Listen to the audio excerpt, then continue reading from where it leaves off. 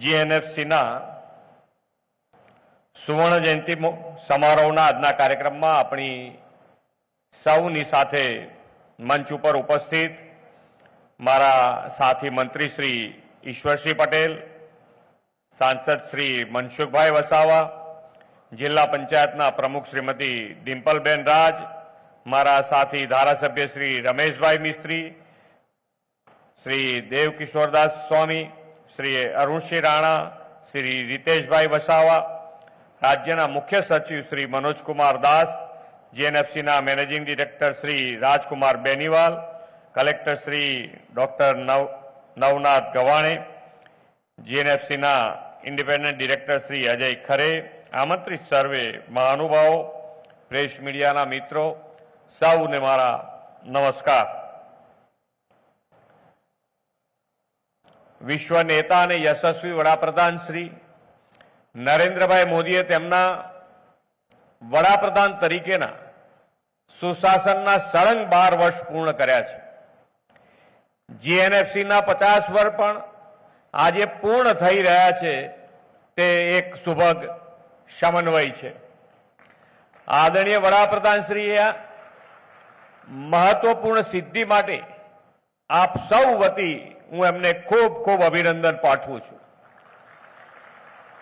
તેમના નેતૃત્વમાં 12 વર્ષમાં ભારત વિશ્વની ત્રીજી મોટી આર્થિક વ્યવસ્થા બનવા તરફ તેજ ગતિથી આગળ વધ્યું છે. આ વિકાસ યાત્રામાં દેશના પીએસયુનો પણ મહત્વનો ફાળો રહ્યો છે. વડાપ્રધાનશ્રીએ પીએસયુને વધુ કાર્યક્ષમ, પારદર્શક અને સ્પર્ધાત્મક સાથે પ્રોફેશનલ એપ્રોચથી પ્રોફિટેબલ બનાવ્યા છે. શ્રી મોદી સાહેબે પીએસયુના કર્મચારીઓ ભરોસો મૂક્યો અને તેમની સરકારી ગરેડમાંથી બહાર લાવીને ઇનોવેટિવ પ્રોજેક્ટ્સ માટે પ્રોત્સાહન આપ્યું. જીએનએફસી પણ આવું જ એક પીએસયુ છે. તેની 5 દાયકાની સફર માત્ર કંપનીની સફળતાની ગાથા જ નથી, પણ રાજ્યના વિકાસ, ખેડૂતોની સમૃદ્ધિ અને આત્મનિર્ભર ભારતના નિર્માણમાં આપેલા યોગદાનની અનન્ય સિદ્ધિ છે. આ માટે હું જીએનએફસીની મેનેજમેન્ટ ટીમ અને સમગ્ર જીએનએફસી પરિવારને ખૂબ ખૂબ અભિનંદન પાઠવું છું. હરિયાળી ક્રાંતિમાં યોગદાન આપવા માટે સ્થપાયેલી જીએનએફસી આજે ફર્ટિલાઇઝર રિવોલ્યુશનની લીડર બની છે. શ્રી મોદી સાહેબે દેશનું નેતૃત્વ સંભાળ્યા બાદ દેશમાં બંધ પડેલા ફર્ટિલાઇઝર કારખાના શરૂ કરાવ્યા. દેશના ખેડૂતોને સમયસર અને પૂરતું ખાતર મળી રહે તે માટે ટેકનોલોજીનો સમન્વય કરાવ્યો છે અને ફર્ટિલાઇઝર સેક્ટરના વિકાસને તેમણે નવી દિશા આપી છે.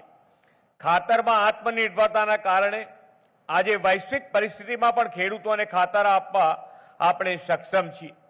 ખેડૂતોના ઉપયોગ માટે ખાતરનું નીમ કોટિંગ વડાપ્રધાનશ્રીના દિશા દર્શનમાં કરીને જીએનએફસીએ યુરિયાના કાળા બજાર અટકાવવામાં અને ખેડૂતોના હિતનું રક્ષણ કરવામાં ખૂબ મોટી ભૂમિકા ભજવી છે. જે કોઈને ન સૂજે તે મોદી સાહેબને સૂજે. શ્રી મોદી સાહેબે લીંબોડીના તેલનું નીમ કોટિંગ માટે ઉપયોગ શરૂ કરાવ્યો અને ગ્રામીણ મહિલાઓના સેલ્ફ હેલ્પ ગ્રુપને લીંબોડી ભેગી કરીને વેચવાથી આવકની શરૂઆત થઈ.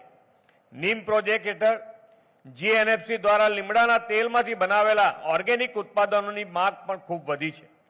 આ પ્રોજેક્ટ દ્વારા 4.50 લાખથી વધુ ભૂમિહીન મહિલાઓને આર્થિક રીતે પગભર કરવાનું ભગીરથ કાર્ય જીએનએફસીએ કર્યું છે. તેની આંતરરાષ્ટ્રીય કક્ષાએ પણ નોંધ લેવાઈ છે. જીએનએફસીના મેનેજમેન્ટ નીમ પ્રોજેક્ટ સાથે માઇક્રો ન્યુટ્રિશન, પર્યાવરણલક્ષી પ્રોડક્શન પ્રોસેસ, ડિજિટલ ગવર્નન્સ જેવા ઇનિશિયેટિવ્સ પણ તેમણે સમય સાથે કદમ મિલાવીને લીધા છે. જીએનએફસી દ્વારા કોર્પોરેટ સોશિયલ રિસ્પોન્સિબિલિટી હેઠળ 50 વિકસિત ગામો વિઝન 2047 અને નર્મદા નગર કોમ્યુનિટી સેન્ટર જેવા સામાજિક ઉત્કર્ષના કાર્યો પણ થઈ રહ્યા છે. તે ઉદાહરણરૂપ છે. પર્યાવરણની જાળવણી સાથે ગ્રીન કવર વધારવાની પ્રતિબદ્ધતા રૂપે મિયાવાકી વન નમો વડવન અને ઓક્સિજન પાર્કનું પણ આજે અહીં લોકાર્પણ થયું છે. દેશની સ્વતંત્રતાના 100 વર્ષ થાય ત્યારે ભારતને વિશ્વની અગ્રીમ વિકસિત અર્થવ્યવસ્થા બનવાનું વડાપ્રધાનશ્રીનું સ્વપ્ન એ સૌનું રાષ્ટ્રીય મિશન છે. આ માટે ગુજરાત સરકારે 2047 સુધીનો રોડમેપ તૈયાર કર્યો છે. આ રોડમેપ અંતર્ગત આપણે 6 ગુજરાતના બનાવ્યા છે અને આ 6 ઝોનમાં સેક્ટર સ્પેસિફિક કયા કયા સેક્ટરમાં હજુ પણ 2047 સુધીમાં ક્યાં સુધી વધી શકાય એ બધા જ રોડમેપ સાથે તૈયાર છે. અને આજે તમે અહીંયા આગળ જીએનએફસીની પણ